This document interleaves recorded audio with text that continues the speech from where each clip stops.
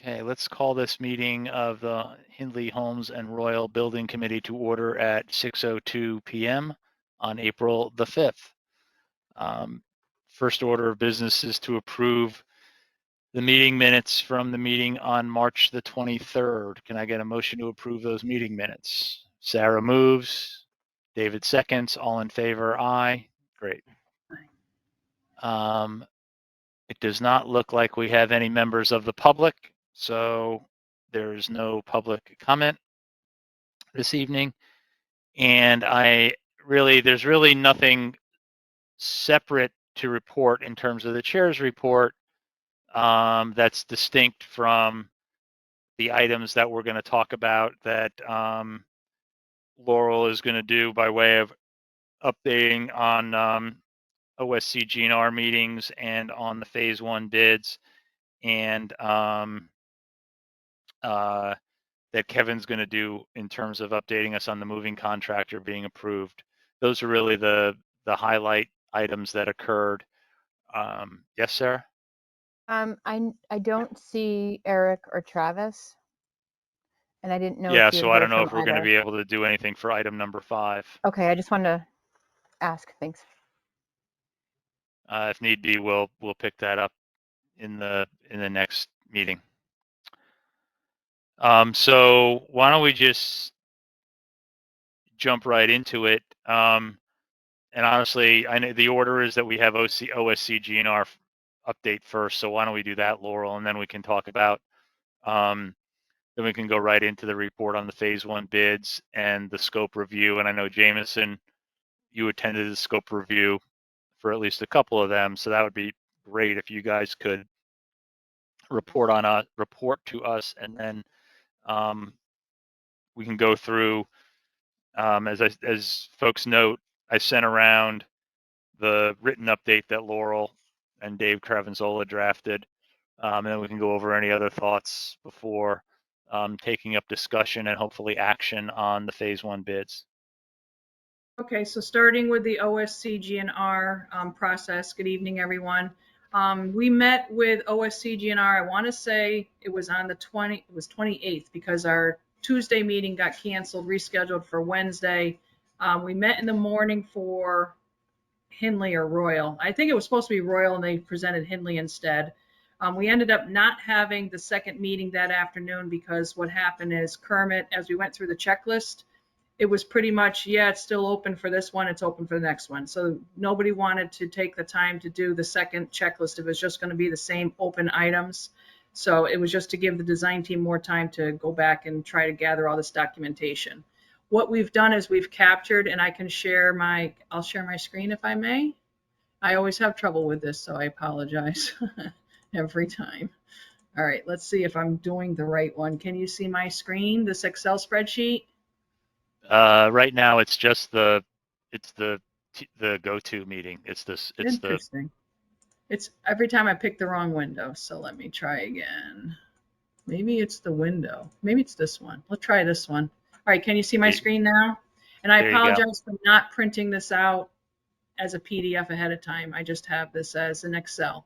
But as you all may or may not be aware, there's a magic checklist that we have to go through. It's about 5 to 7 pages long for these meetings. And what we've done is we've captured the item that's on the checklist and what's open. So who the responsible party is. So this is the latest and greatest. I have not received anything updated from KG+D. They were supposed to give me an update yesterday, but I got busy with bids and everything. But these are the outstanding items. There's some signage. Nothing that is earth-shattering. This floodplain, I don't know if you can read the words, this floodplain management that is needed, that is something that the state said they're going to allow us to go out to bid, but we won't be able to award a contract until we receive that. So that's just something to keep an eye on. That's the civil engineer that's tracking that. And there's just various letters that are needed. I don't know if they mean anything to you guys. There's this window film acknowledgement letter. There's a certain cost estimate certification letter, which I know KG&D is reaching out to the district to get some of these other letters. We had some open items for O&G. So there's just some other items that are open. And again, I don't have anything updated as of Monday or Tuesday. So Laurel, there's, do you mind if I jump in real quick? Everything Sure. that's on there form related from the district, KG&D does have. We Okay. confirmed with them this afternoon. Okay. So there was just the final sign-offs that I know they had just gotten, so I just don't have anything updated from them. Time is They're of about to, excuse me, just they were on the wrong link, so I'm sending it to them now and then they'll hop on. Oh, So forgive okay, me for very good. interrupting you. Yeah. So yeah, why don't we leave this open and then they can Okay. pretty much give us an update as we go.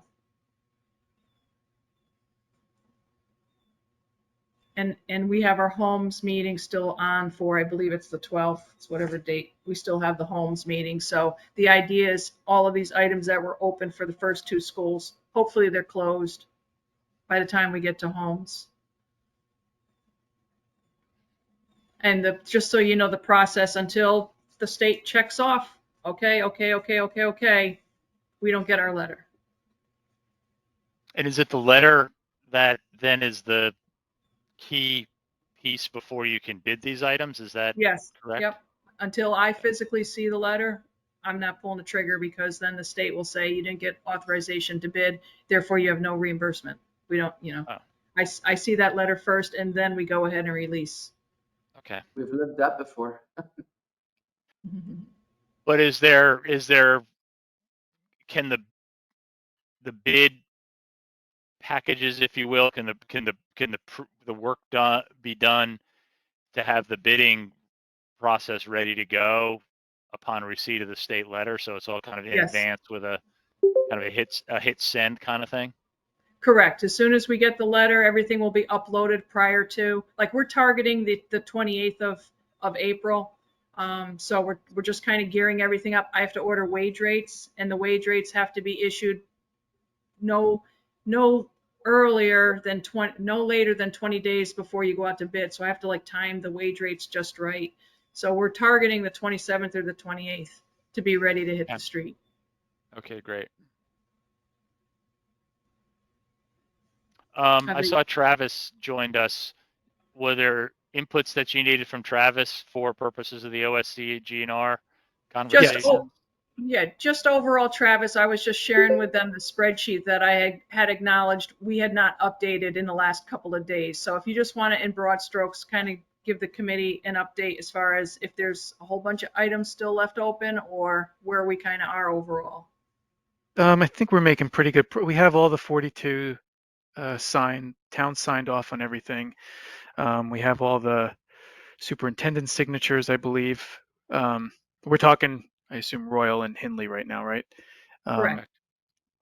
Yeah, and we're mainly waiting on the radon design, which we're hoping for sometime next week. Otherwise, There's a code modification. Yep. So we are going to visit the town hall tomorrow, talk to Mike Vitti. Lauren's going to do that on our end. I sent him a reminder today. I also spoke to the third-party reviewer today, Joe Versteeg, and he's signing off on it. Well, frankly, he was a little surprised that the town signed off on everything without speaking to him first, but it doesn't sound like an issue. He's going to go through that and get the paperwork together that he needs. So let's see, what else?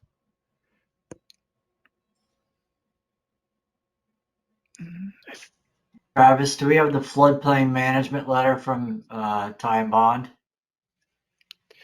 They needed to, let me go back up to that one. Right there. They need to update the applicant from the state to the school district. Yeah, That's the last we heard. They're finalizing that one, and I still need a letter from them from the town for the septic. I think they've been trying to squeeze that out of the town, saying that there's no issues connecting to the not the septic. I'm sorry, to the sewer. So I was trying to get an update for you today, but I don't have it yet. So I will follow up with Joe. He has the information he needs for the flood management. He has the documentation from state that says that who the applicant needs to be, that the district is the applicant, not the state. So he should be able to just revise that. It should not be a big deal. Otherwise, the team is completing to finalize. There's another item on here where we just kind of have to, in words, list out the scope as it relates to the uniformat estimate. And so we're pretty close on that. We're making good progress with that and want to get that wrapped up this week. So what's your drop dead date on needing to have all of this done?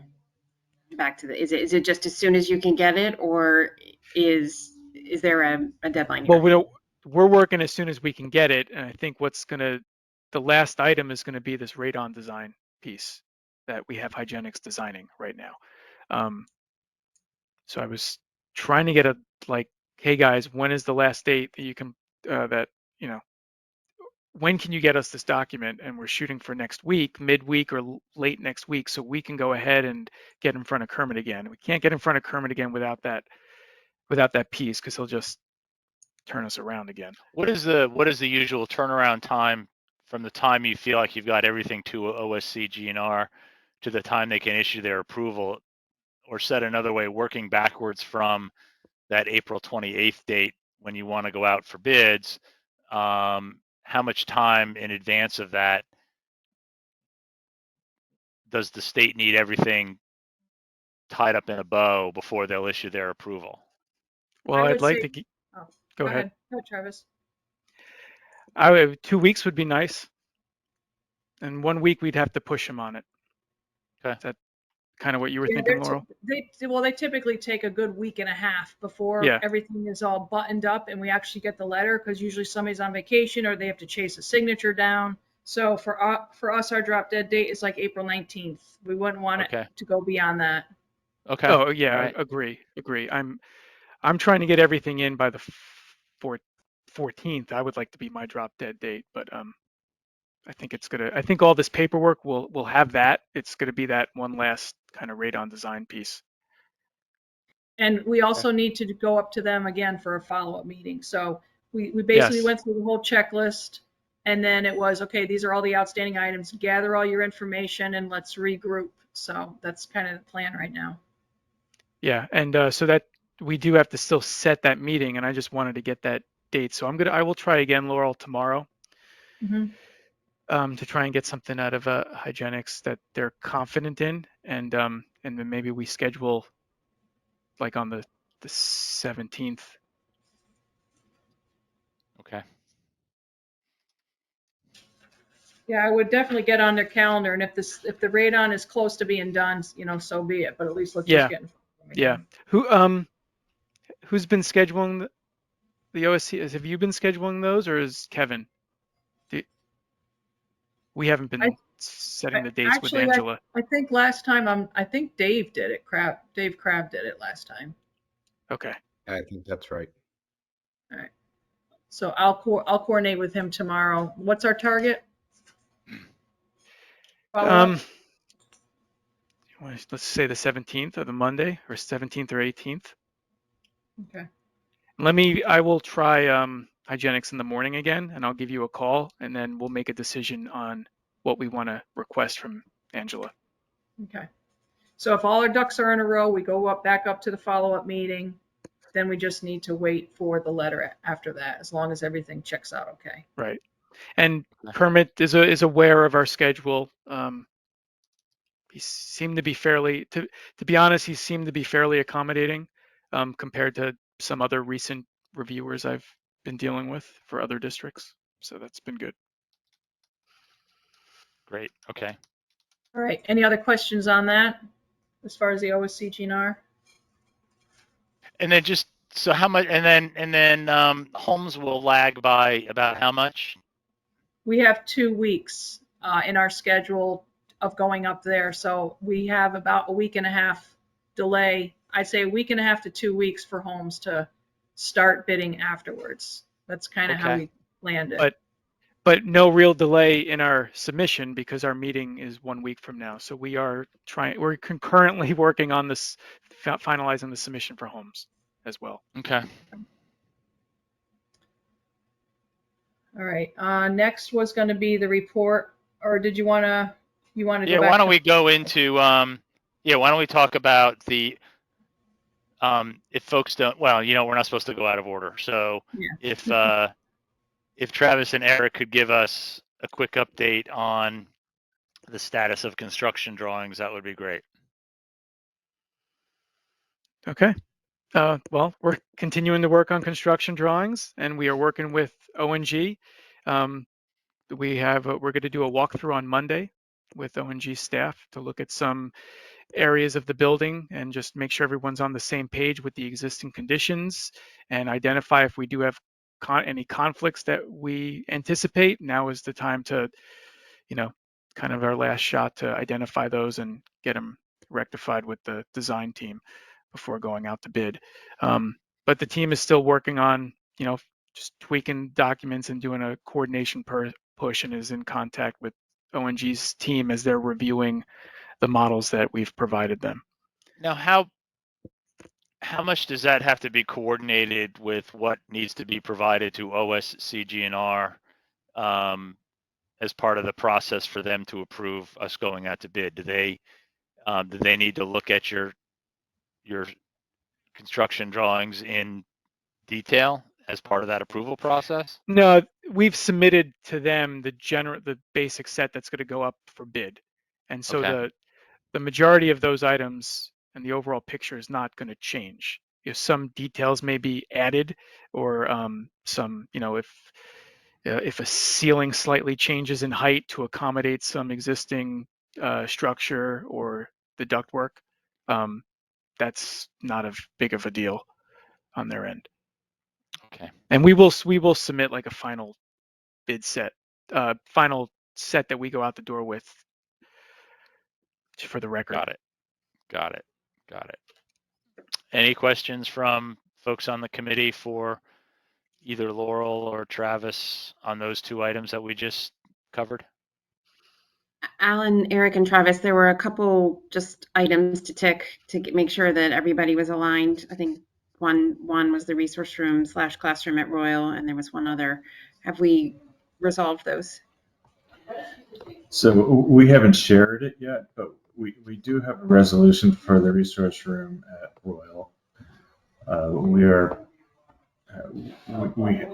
We had a very long, narrow room, and we're actually going to have a room that's pulled in a little bit more square. It's actually going to cut into one of the kindergarten rooms by about 50 square feet and reduce about 100 square feet of space that is into that world language room, so that we have an 800 square foot world language room. So it's a full size room, and we'll still have a 900 square foot kindergarten classroom. So in both cases, we're meeting and spec standards, and then we'll have a resource room of about 150 square feet for the kindergarten wing there. So I think we're able to accommodate everything by just making a modest adjustment there.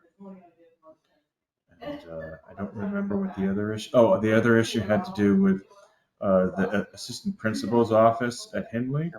Yep. And so I guess this is a question for Hindley a little bit, because the reason why we moved one of the APs out of the main office is that there's two AP offices in there. One is a real office, and one is an alcove without a window, and it's very small and narrow. If they don't want to change and they want to continue to have it that way, that's fine. We thought that we were creating a nice solution where one of the assistant principals still on the first floor could take over a part of the gym office. And we actually made it larger, so you had two offices that were about 120 square feet each, one for the PE, the gym office, and the other for the assistant principal. But if they don't want to do that, that's fine. We'll go back to the original plan. But we were concerned that one assistant principal's area wasn't very special for the second assistant principal. Well, at this point, they actually prefer that. Okay. So we won't do any change to the main office, and we will go back to the original plan. I guess the other question would be is that gym office really doesn't need to be 200 plus square feet. It's a little bit large. So we could continue to have the plan that we're showing, which has 120 square foot gym office and another space directly off of that, which can be used for gym storage or can be used for building storage, can be used for anything else, or it could be a future office for somebody else. And at one point we had discussed having kind of a flex office at all these schools, so maybe that's what we do here. And just while I have you on the screen type thing, the security vestibules, I think we need to still complete or at least agree on what they're going to be. At least I think we still have to agree on them, right? So yeah. No, we started that conversation. We talked about having a system that was in the vestibule for communication and not having a window through there. I thought that's where we landed, but we need to revisit that. So the basic sense of that is I've talked to Leon, and I think we're going to be looking at the for the want of a better term, the bank teller scenario that we have at the middle school and I think Royal and stuff. Okay. That's where we had started a long time ago when we were looking at these three lobby spaces and vestibules, and we'd actually shown something like that at Hindley into the main office from the vestibule, but the group made sort of a decision not to go that way. If we need to revisit that, I think we probably should sit down as a group and I think go through what the best solution is. What's the timing for having a second security discussion? I mean, I know I understand you all need that information several weeks ago, but at this point, I think we need to focus on finishing what we have. And if it needs to be an addendum during the bid process or a change order later because we've come up with a different solution, maybe that's what we're going to have to do. But most of these vestibules now are not designed in such a way that you can have a bank teller type of window adjacent to it. Holmes wasn't designed that way, and Hindley isn't laid out like that either, nor is Royal. So it's going to take us really sitting down and kind of understanding what we need to make changes, because we don't have the office directly off of the vestibule that we can just toss a window in, call it a bank teller window like what we have at Oxbridge now. Well, whatever we have to do then, because honestly, I haven't, for want of a better term, signed off on this other system. I've followed up with Leon in terms of the nature of that system, and I'm not even confident that system is a better system, to be honest with you, or it's going to work as effectively. All right. So whatever it is, whatever we have to do. So you're all off next week. I'm away as well. Maybe if we can get Leon and us together that Monday or Tuesday, everybody's back to really sit down, look at these plans. Yeah, we'll Jill, do whatever. Jill, it would be great if you would participate in that as well. Just for my benefit, who is Leon? He's the director of security. Okay. Sorry, Chris. Kevin, can you set that up for us for Monday or Tuesday of next week? I sure can. Yeah, we have a 12:30 at the district because we're going to prepare for the teacher presentation. So everybody's going to be together for that time if you want to kind of piggyback on that meeting either before or after. If it's next week, Travis has to be there because I'm out of country. No, it's You're talking about the week of the 17th, I think, right? Yeah, I think it should be the 17th or 18th. Either afternoon there should be fine for us. Yep, we can set it up.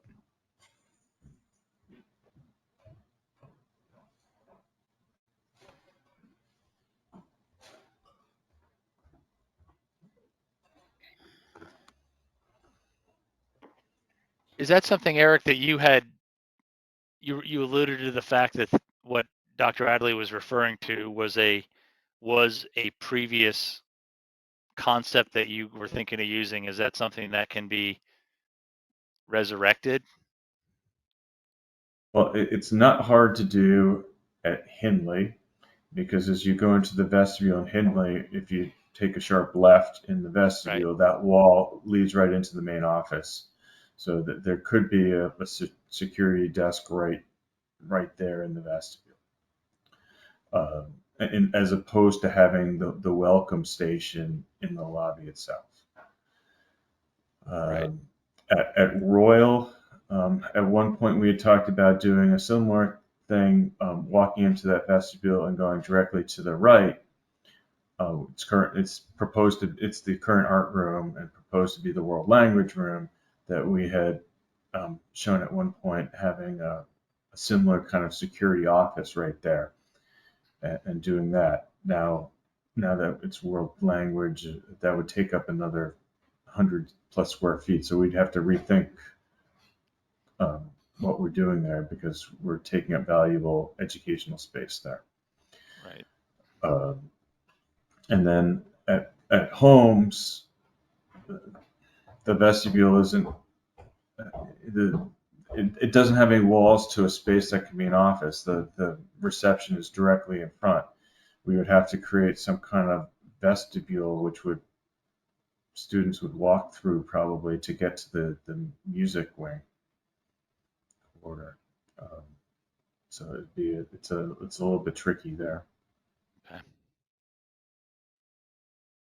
All righty. Well, I don't want to take more time on this call, because it sounds like it needs some thinking and sitting around among a working group. So, okay. Why don't we then move on to the phase 1 bid opening and scope review process, and see if we're at the point where Laurel and her team are able to make a recommendation on that bid. We are at the point to make the recommendation. I did send out a letter that had J.E. Shea listed. I put in a little narrative together. We received 6 bids, that's a good turnout. We had a good turnout. And Chris, I did get your email about, that's quite a wide spread of bids. That is typical when we bid things. But it sounded like that really low bid ended up dropping out because they Correct. had scoped it incorrectly. Yes, they missed some items. So we're going to see this with the big bid as well. You're going to see this very wide range. There's going to be people that are in left field and you don't know why they're up there. Then there's going to be people that are way low. So that's why it's our job to make sure that you're doing the lowest qualified responsible bidder. And they don't get to change their number. Whatever the bid is, it is. They don't get to change it after the fact. So if they either take it for what they bid, or the choices are you go to the second bidder, or you reject all the bids and you rebid it. I mean, those are basically your options when we're dealing. So has everybody seen the bid results? Did you need me to put them up on the screen? Or we don't need to get that in nitty gritty into the details? I know Jill and Kevin and I have seen them. Jameson, you were at the openings as well as a scope review, correct? Yeah, I was on all the calls. So okay. Laurel makes a good point because of the process that's in place. My concern that I addressed, which Laurel and I talked about, and I think we're going to end up resulting in the same answer anyways. But my 2 cents on it was that, the low one, obviously they're declining that and removing it, so that's a non issue. The J.E. Shea was a little ambiguous with lead times, and so that was my main concern with them, was that we spoke with Custom, and Custom was very specific that if we went with Square D as the supplier of the pieces, that they were assured, I know it's no guarantee, and they made that clear, but they bid based on the time, because that's what was put in front of them, was they needed to bid based on getting everything to us in time, and procure the equipment based on that. And Square D was the only one that came in and said the 40-ish week range, that in the 40s, and that they were more expensive. So they could go with the cheaper option, which could be like Siemens, but the problem was that they were 72 weeks out. So they seemed very confident and very sure of the discrepancy in time. Therefore, their bid was higher.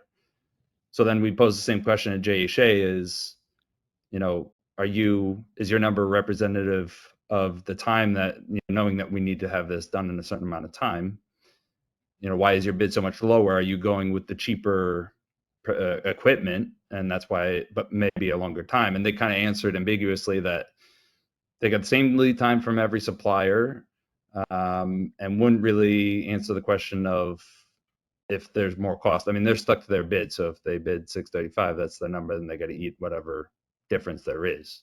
So that was the only concern I had, was the ambiguity of their answer. They weren't specific. Custom was very specific in their timing and pricing of why they got there. But does it justify $287,000 difference?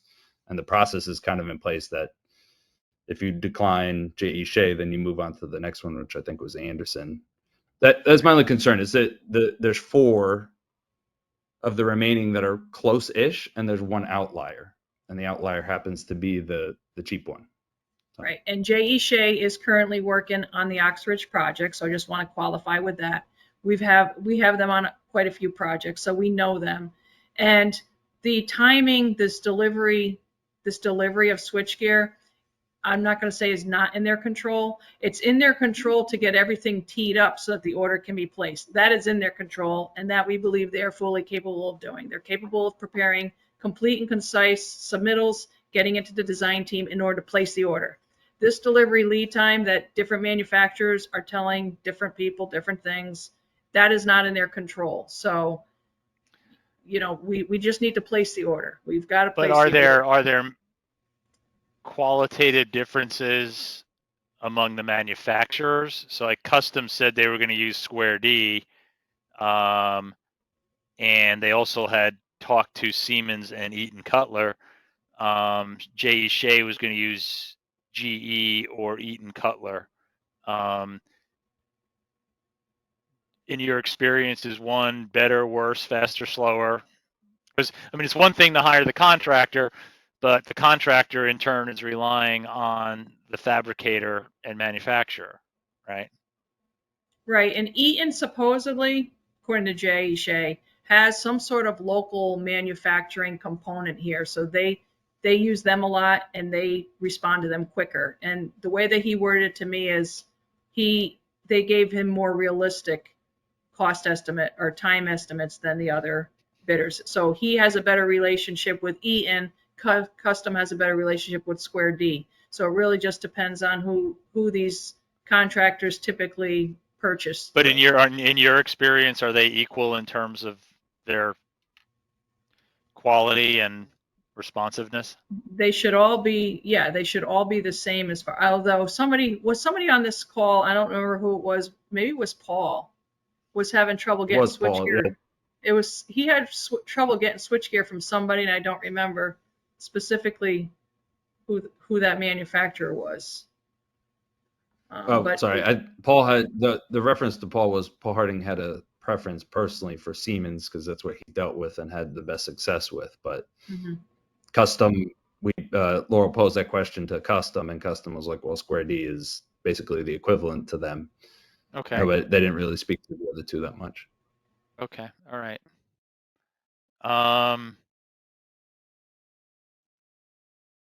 I guess the question is, as a matter of process, Laurel and through our discussions qualified J.E. Shea as capable of doing the work. I believe that we take them, no, because they're the lowest and most capable contractor available. Correct. They have the scope fully covered. The lowest bidder is supposed to be giving us a formal letter withdrawal tomorrow, so I just want to qualify that. They gave me an email. We need to have a letter from them because that needs to go into the file for the upcoming state audit, so that there's a reason why we didn't pick the low bidder. But we have to get that, and then we are willing to recommend J.E. Shea for getting this work awarded. Any other thoughts on that from members of the committee or Kevin? Nope. No, I think they did a great job, and I think as long as J.E. Shea is able to deliver, which is still up in the air, that's the one you should go with.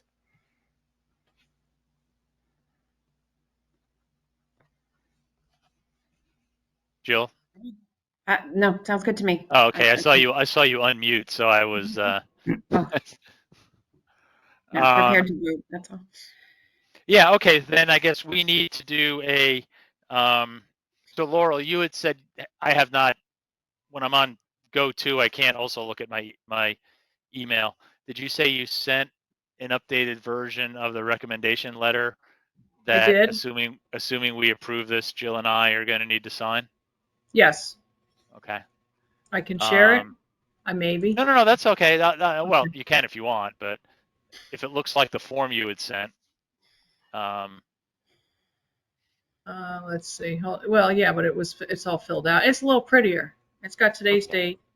okay, let's go ahead and look at it because you worked hard on it. So, Laurel, does it have specific language that we need to use? It's, yeah, for your motion, yeah. You could use what I have in this letter. Can you guys Okay. see it okay? Can you see it okay? yeah, I mean, I think the motion would be, wait, why don't you scroll down a little bit? Okay. Yeah, so it's got today's date. It's the bid package. It's for all 3 schools, and that we've completed our scope review, and I've attached the bid results, and we tell you for all 3 schools, and I happen to list each school individually just so you have it. Right. So and then the then- resolution, yeah, the resolution, Sarah, which we'll read. Why don't you stop scrolling so it stops moving around? Is that the motion would be a motion to It's right here, to direct us to enter. direct ONGAP to enter into a contract with J.E. Shea Electric Inc. for the total amount of $625,000 for the 3 school projects for bid package 1.01 switchgear and electrical distribution equipment purchase. And if we want to break it down by school, those breakdowns are above in the letter. And you probably should. You should probably list each school individually, and then 3 copies, 1 in each file. Okay. So you would like us to sign it 3 times and return it? No, you just have to sign it once. Okay. We'll make the 3 copies. Is it okay if we sign it? If we sign, well, anyway, let's make the motion and get the approval. So, can we have a motion to direct ONG AP to enter into a contract with J.E. Shea Electric Inc. for the total amount of $625,000 for all 3 school projects for a bid package 1.01 switchgear and electrical distribution equipment purchase? Someone move that. Jill moves. Jameson seconds. All in favor? Aye. Passed. Aye. And is it okay if we sign that and send it to you as a PDF? Yes, absolutely. Okay. Do you need both signatures or just? It's really, right? process. Process. I don't know if you both need to sign or just one. I don't know. I don't, like, we should know this. I believe as a governance matter, we don't both need to sign, but think about the I can go home and too. When I'm going to prepare the GMP, who's going to sign that? Somebody needs to. Oh, maybe it's that could be this like town selectman or somebody. That could be the town, yeah. Yeah. Okay. So like the contract with ONGAP, the contract with KG&D, those were signed by the first selectman. Okay, so that's who signs our GMP. Right. But these type of contract approvals is what I'm going to be looking for when we bid phase 2 and we need to pull the trigger and get going. We're going to do a letter like this for the critical contracts, and then we'll do the formal GMP. Yeah, but the authorization is given by way of the given by way of the motion and the approval. The signature is merely evidencing that. That's right. I'm not going to wait for the signature to send the letter out tomorrow. Right. I will, when I get home, I'll print it, sign it, scan it, and send it back to you. Perfect.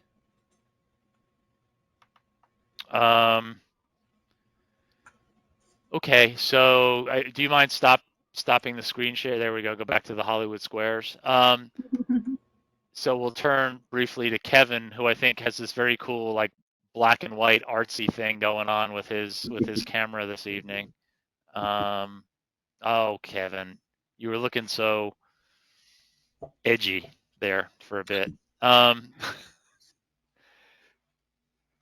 We approved and signed the proposal letter, but just for the benefit of the committee, can you give a quick summary of what the moving contractor process for selecting the moving contractor was, and what they're going to do and when they're going to start, and how they're going to be kind of part of this overall project for us? Sure thing. So we took all the phasing plans that Laurel had developed with the principals and shared them with 2 vendors who were both on state contract. We did walkthroughs of all 3 buildings with the 2 vendors. I actually contacted a third moving company just to show comparison pricing. And essentially the 2 lowest bidders were the ones on state contract, the lowest of the 2 being Meyer. I checked their references. They were both exceptional. They've done tons of school moves, as intricate, if not more so, than this one that we have. And we have a really good plan in place for them to start providing services as early as this June to help get some of the rooms and spaces at Royal and the library emptied, et cetera. So the price that you approved the other day is not the final price.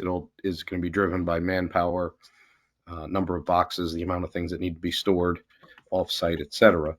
But by far, Meyer had the biggest depth of understanding and accessibility of resources and the ability to help us.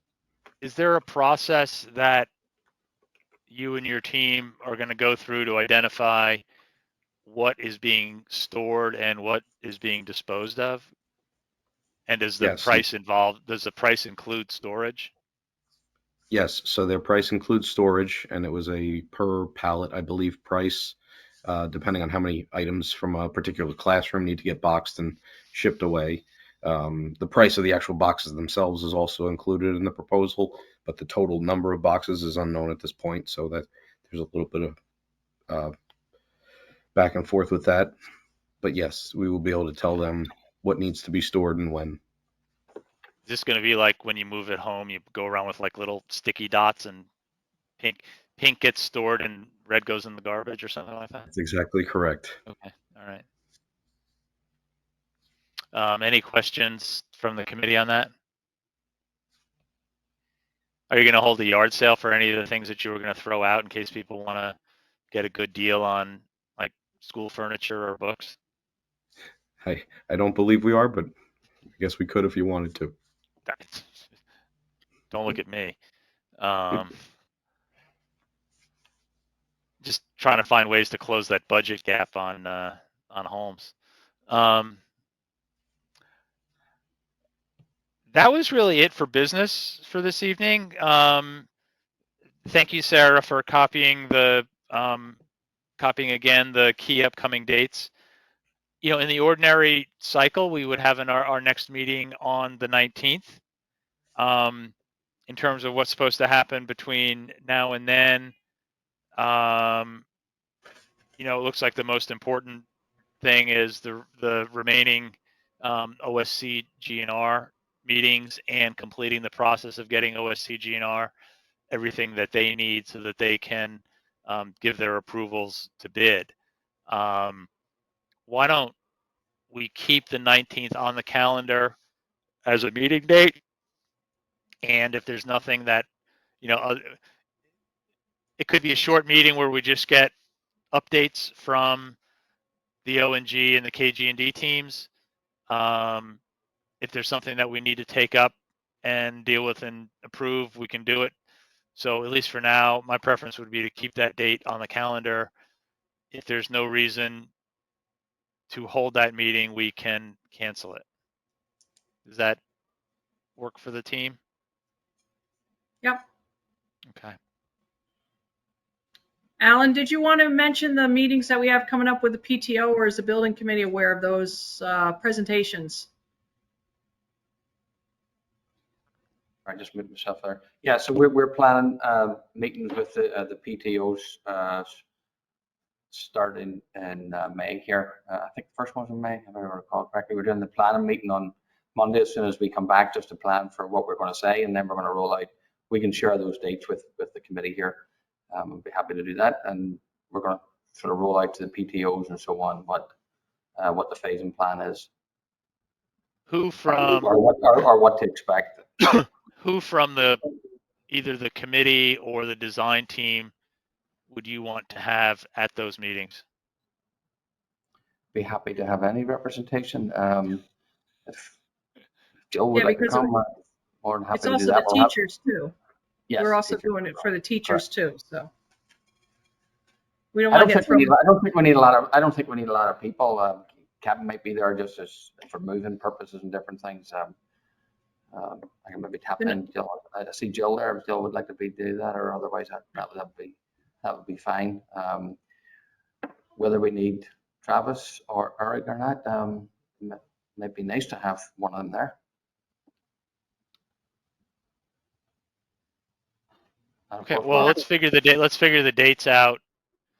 Let's figure the dates of the meetings out, and then I guess we can coordinate Sure. who is available and best suited to attend that. So we have the dates. I'll just send them along. Okay. Yeah, that would be great if you could maybe have your assistant either just send an email around with what those dates are, and then we can Sure. get organized in terms of who can attend, and then you can decide based on availability who you want there. Sounds good. Thank you. Okay. With that, can I get a motion to adjourn? Chris, before I'm we do sorry. that, Yeah, yeah, no, sure. sorry. I just wanted to say a particular thank you to Laurel. It's unusual to get scope reviews done, in my limited experience, quite that fast. So the fact that we had 3 scope reviews done within 24 hours of opening the bid was impressive, and we needed to do it, but I just want to say thank you. You're welcome. Yeah. Don't expect it for the next one. Reiterate that she did a very good job of making sure to vet them properly and ask them all questions and make sure that we had the assurances we needed for this. So thank you, Laurel. You're welcome. Great. With that, can we get a motion to adjourn? Jill moves.